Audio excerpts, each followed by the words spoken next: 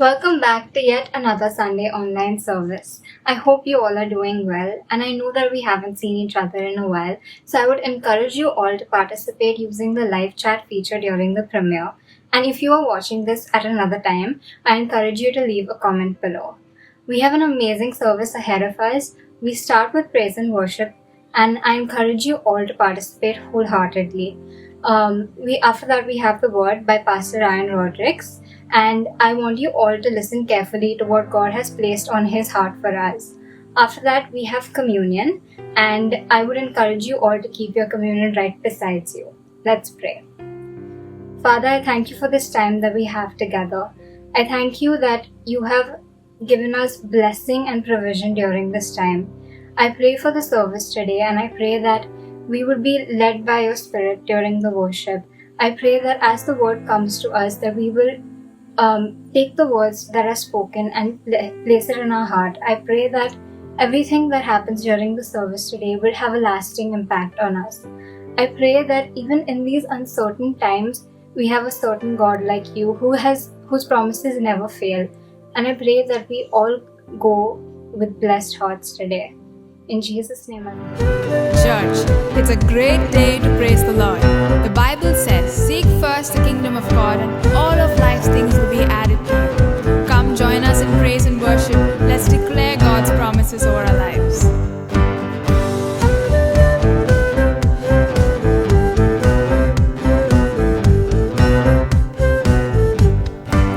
Our strength will rise as we wait upon the Lord. We will wait upon the Lord. We will wait upon the Lord.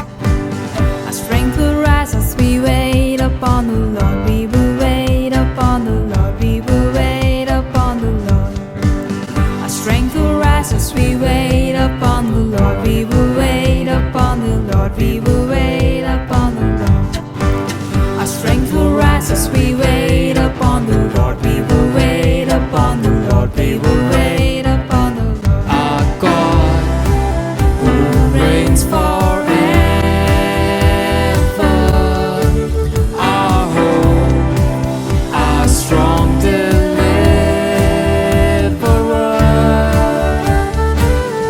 You are the everlasting God, the everlasting God. Yes, you do not faint, you grow weary. You're the defender of the weak, and you comfort those in need. Yes, you lift us up on wings like eagles.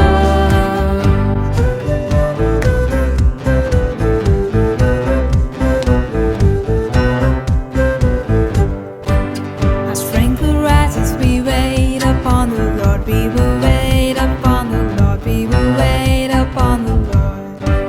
Our strength will rise as we wait upon the Lord. We will wait upon the Lord. We will wait upon the Lord. Our God who reigns forever, our hope, our strong deliverer.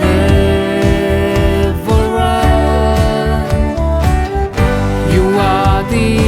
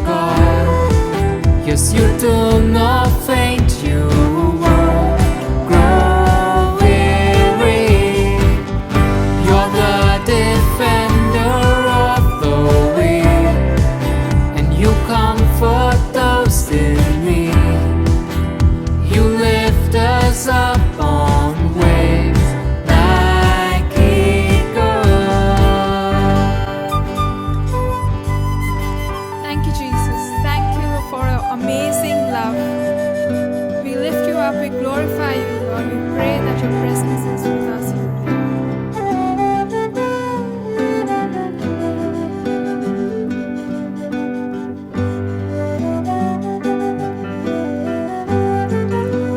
Draw me close to you.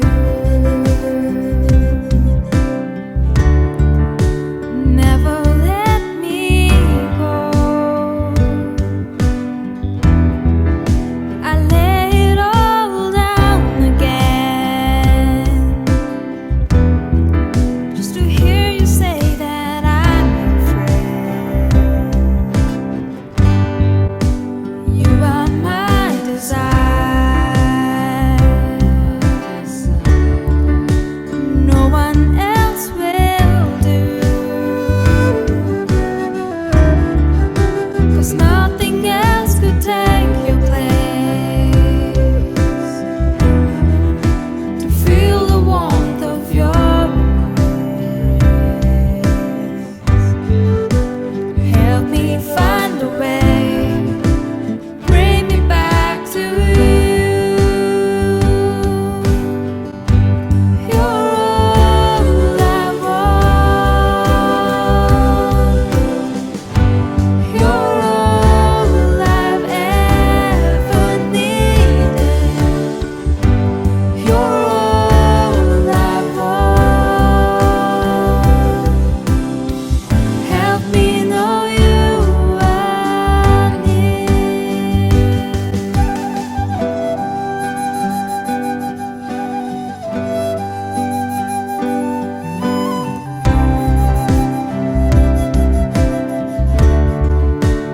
Never let me go.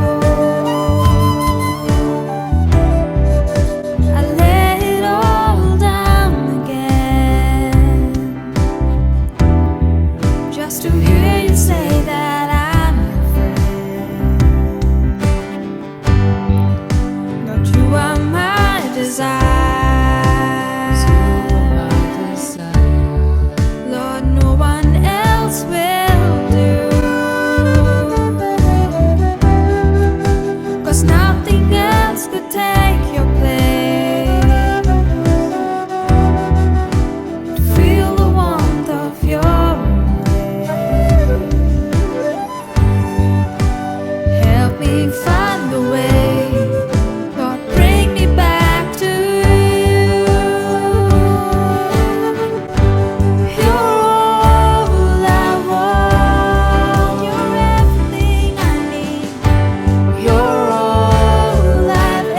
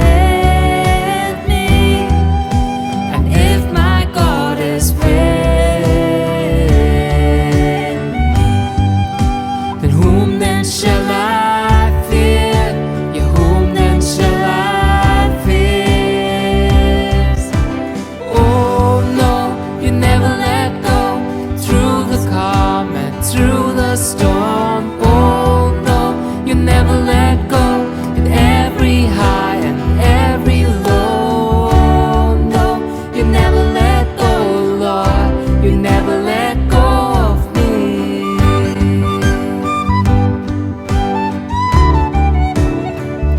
'Cause I can see a light that is coming from the heart that holds on. A glorious light beyond all comprehension.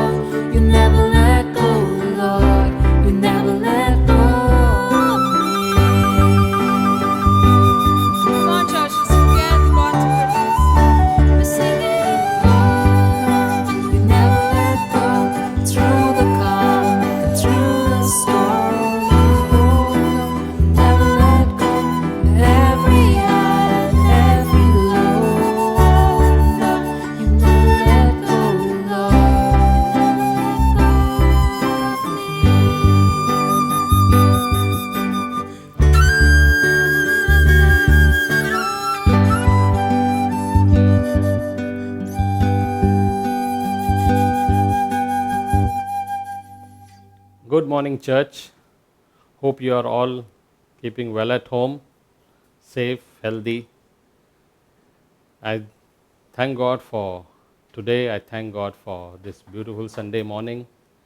And we still hope to meet up soon in our auditorium back to worship God the way we used to do before. But let's encourage ourselves with the Word of God this morning. The Word of God, the Bible says, encourages us, it convicts us. The Word of God has to bless our spirits, and I'm going to bring to you just the pure meat, which is the Word of God. And so looking at again the circumstances, the present situations that you and me live in, there is so much of fear again. The last time I spoke about this, so much of fear, uncertainties. Each day passes by, we hear about more job losses, more people dying. We hear more companies shutting down. We hear about economies crashing across the world, not just in our country, but across the world. And it pains us, it causes fear to come in our spirits. But we thank God that we still have hope. We still have Jesus with us. We still have the power of God in us and the Holy Spirit in us who causes us to pray. And so, as Christians, we may be doing everything right even at this time. We may be reading God's word, praying, we are helping, supporting families. We are just doing everything right which God has told us to do in the Word of God. But still there are many prayers of each one of us which are unanswered. I'm sure you have prayers that you have been praying for that are unanswered. I have been praying, I have desires I've been praying for that are still unanswered. So church, this morning I'm going to be laying down a foundation for you before I go into my main message. And the message and the foundation is this, that the church is the most powerful institution on the face of this earth. How do I come to this statement? It's in the book of Matthew chapter 28 verses 18 and 19. We all know this, where Jesus said, all authority in heaven and on earth is given to me. He said, go therefore. So you saw, all authority God gave to Jesus after he went through the cross, through the suffering. He destroyed Satan, he destroyed death, he destroyed every power of darkness. He destroyed all that the plans and thoughts and desires that Satan and his demons had towards mankind. And then Jesus said, I give it to you, go therefore. So the church was given the mandate, the church was given the anointing, the church was given the power to go therefore. And hence, you and me, you can keep a hand on your hand and say, yes, I am the most powerful person on the face of this earth. And it is not Batman or Superman or Ant-Man or any other man, but it is you, church. It is me. We have the power of the Holy Spirit in us, and the power of the Holy Spirit in us has to activate and cause us to pray. And when we pray, we are the most powerful people, and as a church, an institution, a movement on the face of this earth. Amen? Amen. And so, when you are praying, what is prayer? I'm going to talk to you about prayer. And what is prayer? And I have this beautiful definition about prayer which says that when we pray, we are giving God the legal right to come and interfere on this earth on our behalf. Did you get it? When you and me pray, we are giving God the legal right to come and interfere on this earth, because this earth has been given to us by God. And we need His partnership to live on this earth, to let the kingdom of God come upon this earth, just as the way it is in heaven. That's God's desire. And God answers, church. When we pray, God answers. The book of 1 John 5, 14 and 15 says, now this is the confidence that we have in Him, that if we ask anything according to His will, He hears us. And if we know that He hears us, whatever we ask, we know that we have the petitions that we have asked of Him. Amen.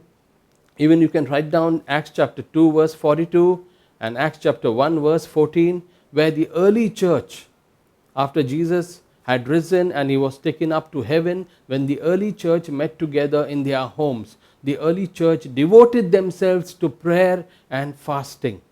To prayer and fasting.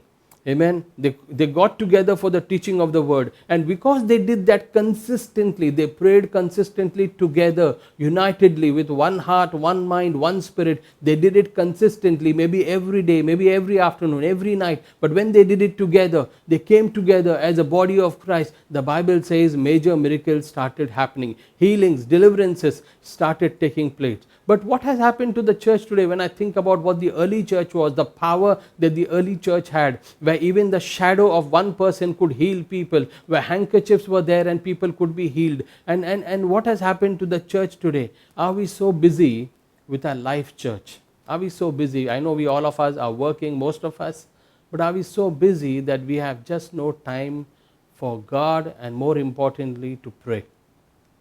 No time, we don't even fast.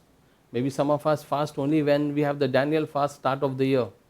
And after that, it's feasting time throughout the other parts of the year. The church leadership calls for a time of prayer and fasting once a month. And we have sometimes 10% of the church, maximum 20% of the church that comes together and prays together. No, some of us are busy. I understand there is people who are working in shifts. And we are busy sometimes, but not all the time. Sometimes we are busy. Sometimes we act extremely busy. You see?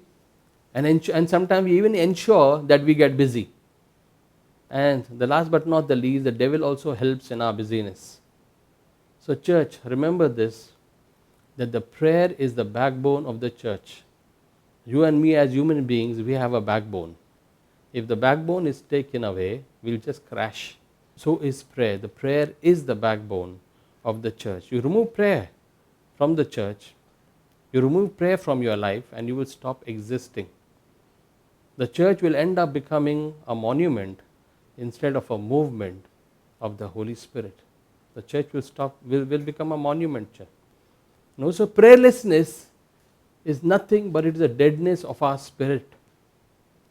Many times we don't pray because we just don't know what to pray for. And though we have the gift of the Holy Spirit, and I encourage you, if you have the gift of tongues, start using it, because many a times we don't know what to pray for. Our mind does not tell us, okay, this person has a need, okay, pray for this person who has lost his job. It does not. Our mind is so clogged with so many other things that we cannot think to pray for others. Maybe we only think about ourselves. And this is the time we need to use the gift of praying in tongues, the gift of the Holy Spirit. So at times when you do not know what to pray for, just start praying in tongues. Just say, Hurama shakalaba sekinema shakaraba. And as you do that, you will see that right within your spirits, right within your innermost being, rivers of joy, rivers of innermost power coming up. You do not know what you are praying for. Your mind cannot understand, but that's fine, because it is a heavenly language. It is a God-given language. What you speak, God understands. What you speak, the angels understand. And what you pray, they are running, they are catching your words, they are catching the praying in the spirit language. So church, if you do not have the gift of praying in tongues, I pray and I ask you and I encourage you, desire for it. Go to your cell group leaders, go to your leaders and pastors and say, I want to have the experience of praying in tongues. But you need to have a desire. When you have a desire, it will come to you automatically. I had the gift of praying in tongues when I was water baptized on Juhu Beach. The moment I went into the waters of baptism and I came back, God gave me that gift, and I've been using it and I've been building myself through it. Many times my mind does not comprehend whom to pray for. So many prayer points. And you get tired looking at the prayer points.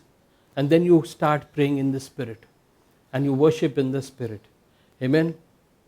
One of the renowned Christian apologists, professors, C.S. Lewis, most of you must have read his books. He said this, my prayer is that when I die, all of hell rejoices that I am out of the fight. Can you imagine the prayer that he made to the Lord? That when I die, all of the hell will rejoice. Because he is dead. Because now when he is dead, he is out of the fight. He is no more fighting. He is no more battling. He is no more a prayer warrior, because he has died and he has gone. That was his prayer. And so church, in this lockdown period, one positive thing which I have seen is that we are having a 24-hour prayer chain happening in our church. every Friday early morning to Saturday early morning. And like our church, there are many churches whom I know are organizing times of fasting, times of praying. They are coming together on using the use of technology, Zoom and other apps which are there, and churches are coming together. There's no excuse.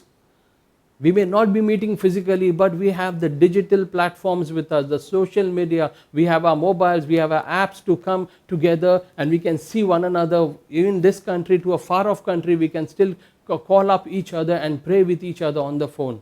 And so there is no excuse. And so what I want to preach to you is called the power of persistent prayer. My topic is the power of persistent prayer. And the chapter is the book of Luke chapter 18 verses 1 to 8. And I'll read from the Passion Translation. But before I go to the Passion Translation, I have also noted down certain key words which are so impactful, which are basically talking about this chapter. And this is a very simple story where Jesus first only told them why was he sharing this story. In many of the parables, he has shared the parable, but he has not told them what the parable is all about. But here he is telling them openly that this parable is about a widow and an unjust judge. And this parable basically will tell that you need to pray and not give up and not lose hope. Jesus is giving the outline of the parable very easily in the first instance itself. And so in the NLT version, which is the New Living Translation, okay, I'm just going to pick up certain key words. You can check it yourselves in your Bibles. Okay, it says, keep praying and never stop of lose hope. Okay, it talks about the widow. Give justice in the dispute with her enemy. Now I'm just picking up from the key verses from that chapter. Give justice in the dispute with her enemy. Widow, she repeatedly went after the judge. The judge said, she is driving me crazy. She is wearing him out with constant request. In the end, he rendered a just decision. Okay, the next version is the Message version. This version says, pray consistently and never quit. Again, the widow, her rights were violated. She said, protect me. She kept after him. The judge said, this widow won't quit badgering. I'd better do something and see that she gets justice. Otherwise, I'm going to end up beaten black and blue by her pounding. It's funny, but how these words are put in here. Okay? And so, let's go now to my main version, which is the Passion Translation, Luke chapter 18 verses 1 to 8. So one day Jesus taught the apostles to keep praying and never stop or lose hope. He shared with them this illustration. In a certain town there was a judge, a thick-skinned and godless man who had no fear of others' opinions. And there was a poor widow in that town who kept pleading with the judge, grant me justice and protect me against my oppressor. He ignored her pleas for quite some time, but she kept asking. Eventually he said to himself, this widow keeps annoying me, demanding her rights, and I'm tired of listening to her. Even though I'm not a religious man and don't care about the opinions of others, I'll get her off my back by answering her claims for justice, and I'll rule in her favor. Then she'll leave me alone. The Lord continued, did you hear what the ungodly judge said? That he would answer her persistent request. Don't you know that God, the true judge, will grant justice to all of his chosen ones who cry out to him night and day? He will pour out his Spirit upon them. He will not delay to answer you and give you what you ask for. God's will just give swift justice to those who don't give up. So be ever praying, ever expecting, just like the widow was with the judge. Yet when the Son of Man comes back, will he find this kind of persistent faithfulness in his people? Amen. It's a beautiful parable, a story which Jesus told his apostles, his disciples. And church, when we look at this parable, And simply, as I said, it's about persistent, being just praying and not giving up, being consistent in our prayer life. And what I draw from this story is this, which I want you to take note of. Okay, and the first point, she was a poor widow. Now, have you wondered why Jesus said a widow? Why not a married man, a married woman? He simply said a poor widow went to the judge, an unjust judge. Okay? Because a widow, when we think of a widow, when we look at a widow, we think about brokenness. She has no security, no financial security, no emotional, no physical security. She has lost it all. She is broken. And when we come with a broken and a contrite heart, the Bible says, God will not despise us. He will not cast us away. Psalm 51 verse 17 says that. Broken hearts please God. Remember that, church. Broken hearts please God. So there is a difference between coming to God with confidence, and yes, when we approach God, we must approach with a level of confidence that He exists and that He is a rewarder of those who diligently seek Him, that He is our Father, that we are His children. There is one difference over there, approaching God with boldness, because He gives us grace and mercy in our time of our need. But there is another level of people that when we approach, we come with our pride, with a very haughty spirit. And when we do that, there is absolutely, we block God from hearing us. It's our self-achievement. We block God from hearing us. So we need to approach God's throne with confidence, church, because He is a rewarder of those who diligently seek Him. So this broken widow, this broken vessel came to this judge. And second point, that's found in verses 3 and 4. She kept pleading, she kept asking, she kept annoying. Remember the words which I'm sharing with you, annoying.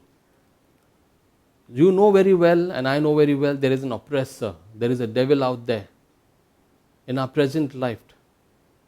And though she kept praying and kept knocking, till that unjust judge, who had no fear of God, who was faithless, he had no regard for mankind, she kept after him till he heard her. She wanted justice against someone who had harmed her, who had done injustice to her. Maybe, church, you and me are going through an experience of injustice in this life right now. No, as I said about joblessness, maybe some of us have lost our jobs. Because of the loss of jobs, there has become a financial instability. Maybe some of us are sick all the time. We get back, we again go back into sickness. We are on medication all the time.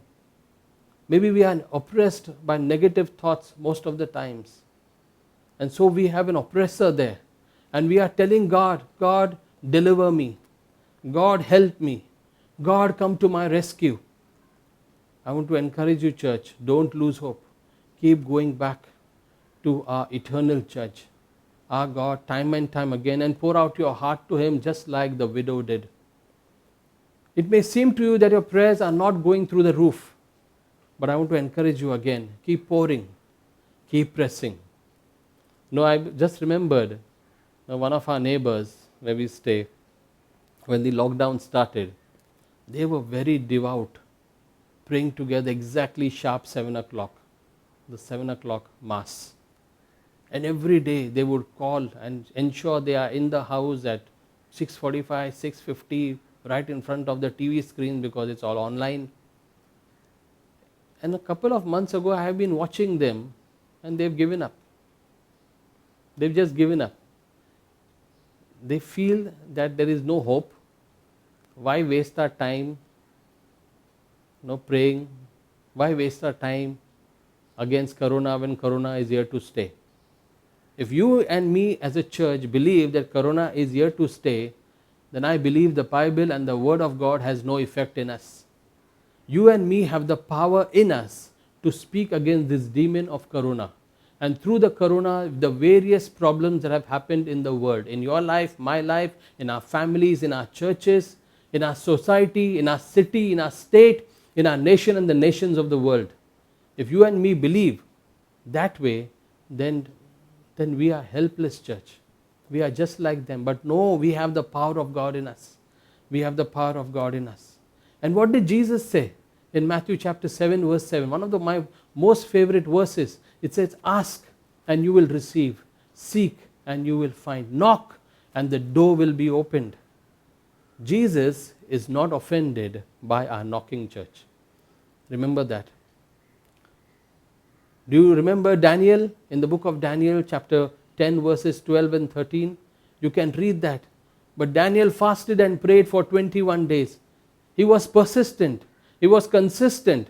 And finally God's angel came to him and told him, do not fear, Daniel, for from the first day that you set your heart to understand and to humble yourself before your God, your words were heard.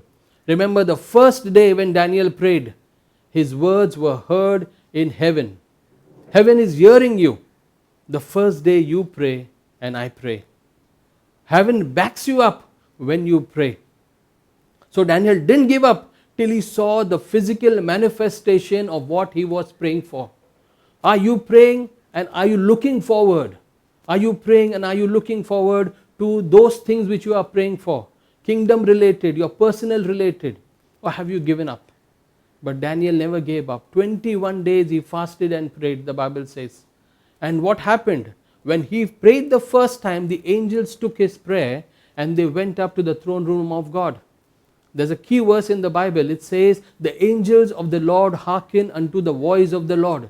So what is the voice of the Lord? The voice of the Lord is the word of the Lord. And the word of the Lord has to be in your mouth and my mouth. So when we speak the word of God, when we pray, we need to pray the word of God and nothing else but the word of God. And when we pray the word of God, what happens? The angels, there are angels all around us whom we cannot see with our physical eyes. They are catching the word, church. And they run to the Father. They are running with our petitions. They are running with our intercession. They are running with our supplication. And they are there before the Father in no time. And our prayers are on the way. And there are times when there is oppression, just like it happened with Daniel. The Bible says the prince of Persia blocked that angel who was carrying Daniel's prayer request. And God sent backup.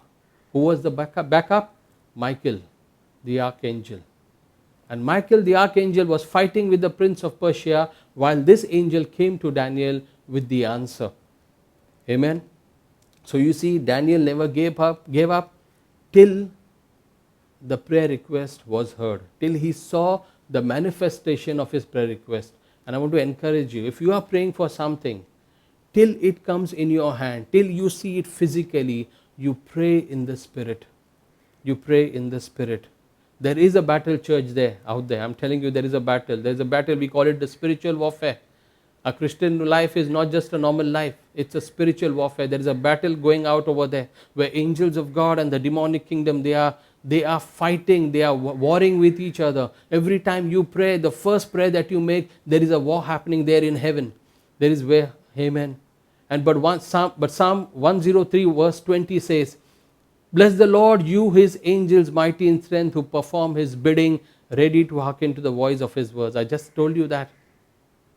So this is all recorded in heaven that we may not lose heart. I want to encourage you. We may not know what is going on behind the scenes. You and me may not see what is happening in the spiritual kingdom. But we can have faith in our God because he has the best interest for you and for me. For you and for me. Amen.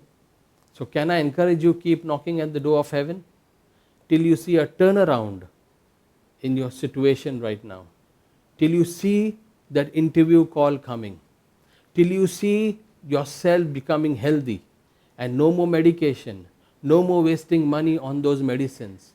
Can you keep praying? Can you keep knocking? Can you keep asking?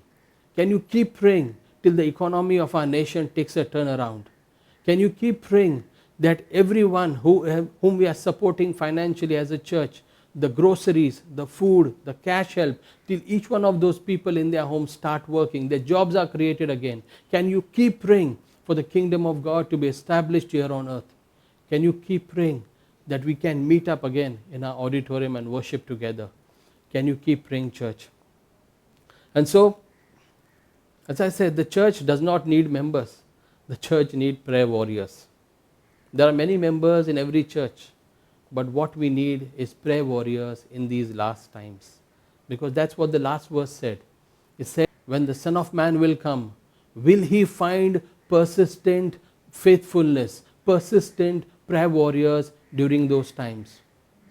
And you and me are called to persist in faith, persist in our prayer walk. Amen.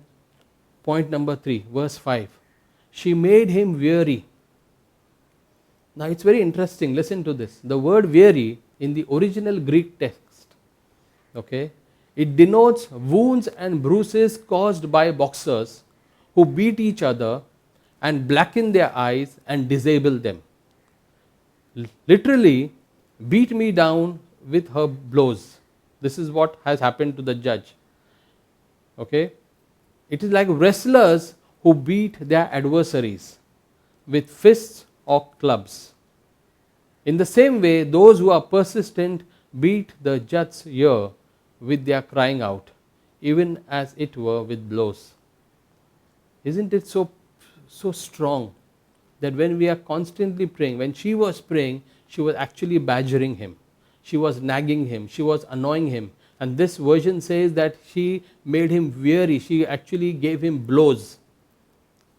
She gave him blows till he actually lost it and possibly became unconscious. We hear this word quite often. She nagged him to death. I want to encourage you, God does not get nagged with any one of us.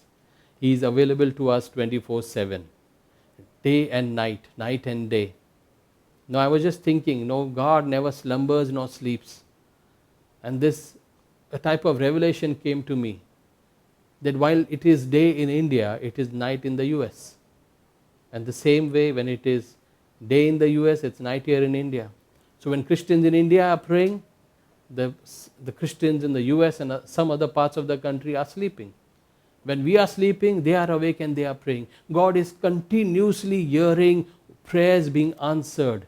It's like incense going before his throne. And he is so loving. And he is so wonderful. And he wants to hear every prayer request, church. This woman, she had a militant spirit. And a spirit which basically says, I must get the job done at any cost. She didn't let go. You remember the book of Samuel, 1 Samuel chapter 10, verses 11. And here we speak about Hannah. You remember about Hannah, how she, being greatly distressed, prayed to the Lord and wept bitterly. She made a vow and said, O Lord of hosts, if you will indeed look on the affliction, and she kept weeping bitterly. She made a vow, and she told the Lord, you will look at my affliction. Then remember, when you give me a child, I will ensure, I make a vow to you that I will give him back to you. I will give him back to you, and no razor shall come upon his head. She made those prayers daily, I believe, in her distress. Amen. What does 1 Thessalonians chapter 5 verse 17 encourages us with? It says, pray without ceasing. Pray without ceasing. So we have this men's prayer group we have made in our church, a bunch of 4-5 men coming together. There are 10 men groups, and I know that around 6 of them are right now praying together. 6 teams are right now praying together. And in my prayer group, I have one fascinating guy, one powerful prayer warrior. His name is Shekhar, and most of you may know him. Okay, and when we pray together, when we start praying in the tongues, this man just goes into a spirit realm.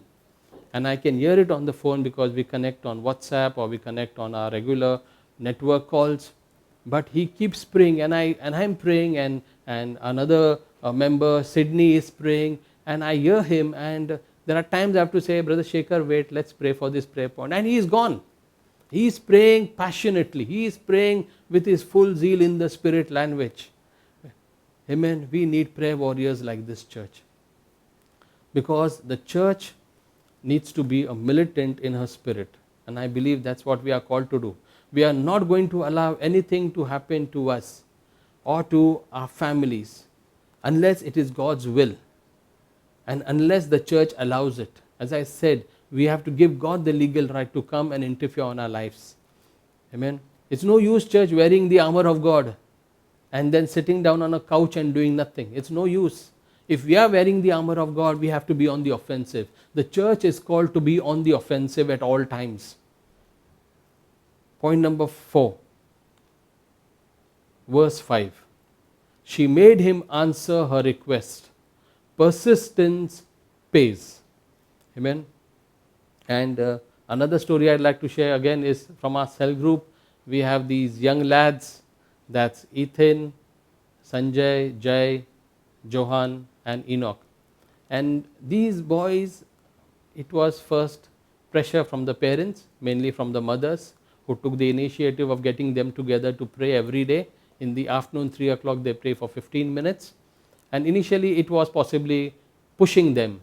But now these boys connect with each other so well. And so when you hear them pray, it's amusing, but it's also nice to know the prayers that they make. And so Ethan used to say, Lord bless Corona. And we used to hear him, bless Corona? Then we had to correct him. If you bless Corona, it will keep on increasing. You have to say destroy Corona. So from the next day onwards, he changed his prayer. He said, destroy Corona. So but for them, it's just coming out of their hearts to God.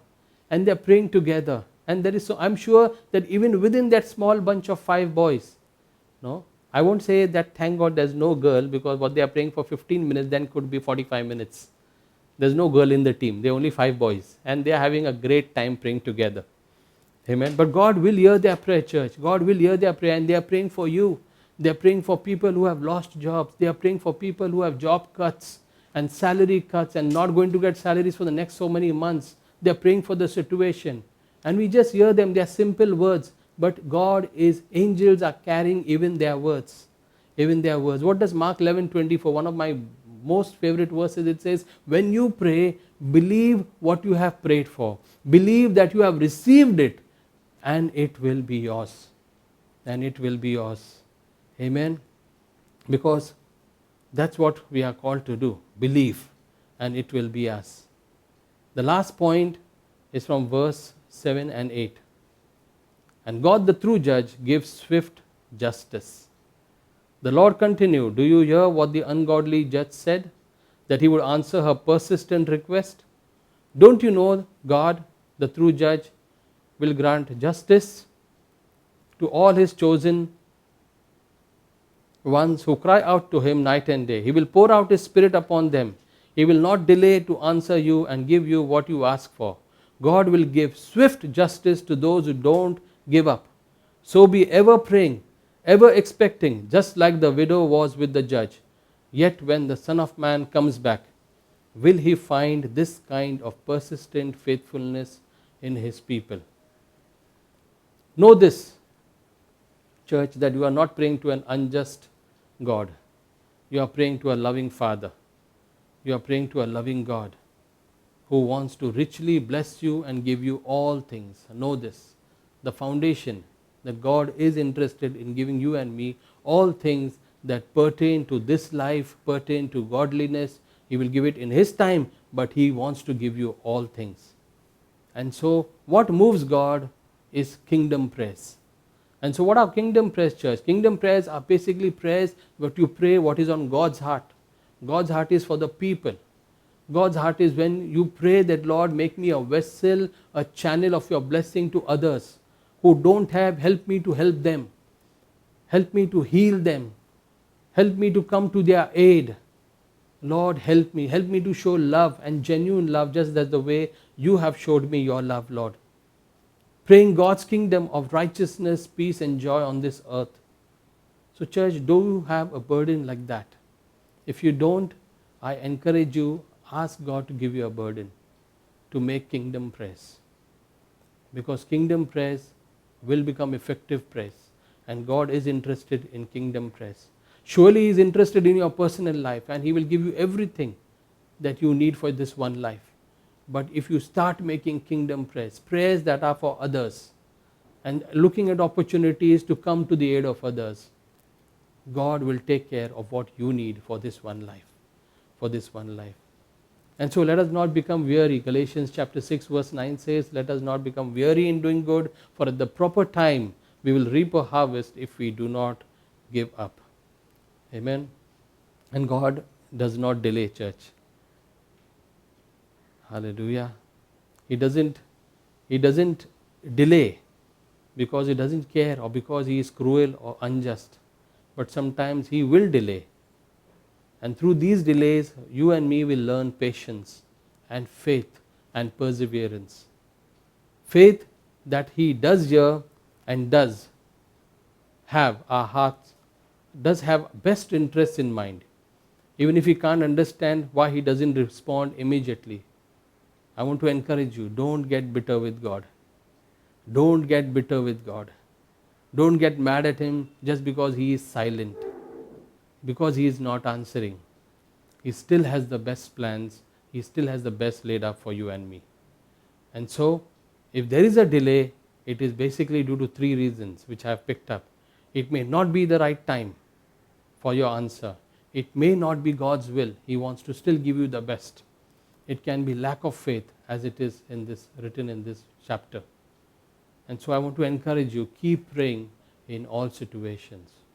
Keep praying in all situations. Don't lose hope. Be consistent. Be passionate. Persevere. You don't see it, does not matter. You cannot see it physically, does not matter. Remember, every prayer you make, angels are catching your prayer. So keep praying. And you keep praying till you see something happen.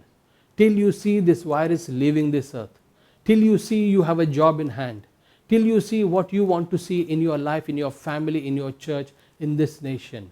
Till you see. Don't look at the physical aspect of it and get depressed and give up just like other people do. No, we are not called to give up. We are called to pray and push till something happens.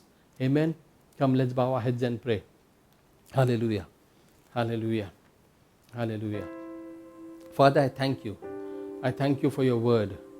I thank you for your spirit that you have given each one of us. And when your spirit comes upon us, Lord, you causes us to pray. I pray right now for a spirit of prayer mantle to come upon each one of us. I pray for a prayer mantle to come upon every church member in this church. Every church member. I pray for everyone who's listening to me online. I pray even as they receive this message, I pray a mantle of anointing, an anointing to pray and to not give up comes upon each one of them. I pray, God, that, Lord, just as that widow never gave up, I pray that we as your children will never give up praying, because we are not praying to a dead God, we are not praying to an idol or an image, we are not praying in the air, but we are praying with faith, believing that you are the God of the heaven and the earth. And when we pray, you hear us and you will answer every prayer request that we make. And Lord, we are going to share testimonies when we come back together in the auditorium. When we come back together, we're going to share testimonies, Lord, of what we have been praying for during this lockdown period and how you have enabled it, how you have answered every prayer request. We just pray, I pray supernatural requests to be met in each one of us in Jesus' name.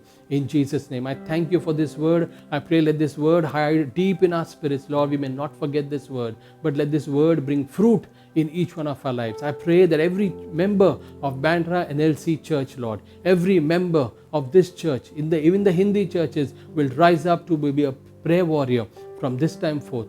Amen and amen. Amen. God bless you, church. Good morning, church. Communion is a sacred time for we believers. What a joy it is to commune as a family.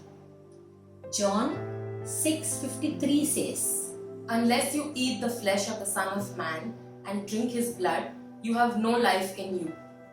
Of course, people who don't know Christ, who have not accepted Christ, have life in them.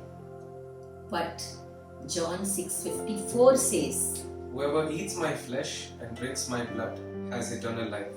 This blessing of eternal life they don't have, but we have. How blessed are we?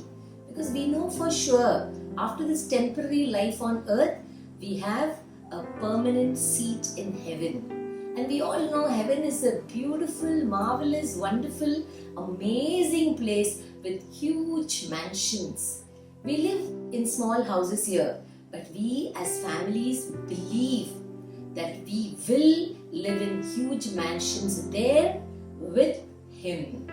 As we bow in humility, we say, Abba Father, examine us and know our minds. Test us, O Lord, and discover our thoughts. Find out if there is any evil in us and guide us in the everlasting way. As we take this bread representing your body that was broken for our sins, we remember and celebrate your faithfulness. We cannot fathom the suffering of your crucifixion for our sins, yet you took that pain for our gain. Thank you, Lord, for your unconditional love and unmerited favor. As we take this cup representing your blood, we realize that you were the supreme sacrifice for all our sins, past, present, and future. Because your body was broken, because you shed blood for us, today we are free from the power of sin. Thank you, Lord, for your death gave us abundant life here and eternal life forever. In Jesus' name we pray. Amen. Amen.